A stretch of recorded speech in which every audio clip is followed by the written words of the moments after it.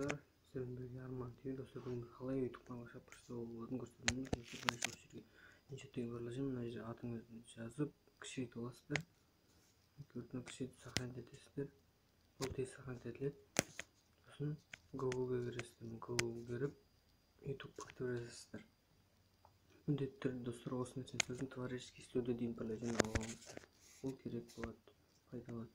Менің өйстіп ол Chrome'ға лақтырады.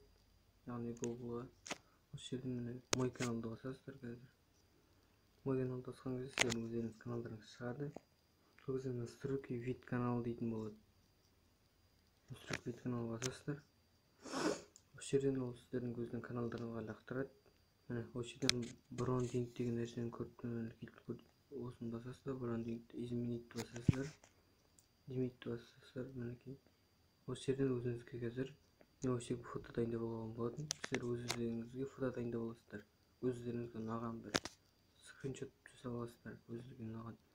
Міне қазір өзіме жасаған фото, жаңағы скриншот жасап, иншотпен жасаған нәрсе өзіме ұнаған. Фрфайрдағы профилімдегі аккаунтымның несіне салған. Мені шақырсаңыздар, ID жазылып тұр. Неде шапкада. Міне осы жерден достар.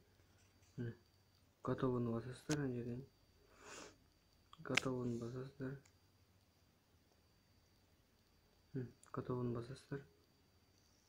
Сосын осы жерден опубликовать дейтін нәрсе шығады. Соны басасыздар міндетті түрде. Сосын осы жерден перейти каналды басасыздар. Кішкене күтесіздер, ол сізді қазір аккаунтта YouTube-ға лақтырады. YouTube деген достар, кеше видео шықты, көп көрдіңіздер, айтпақшы достар.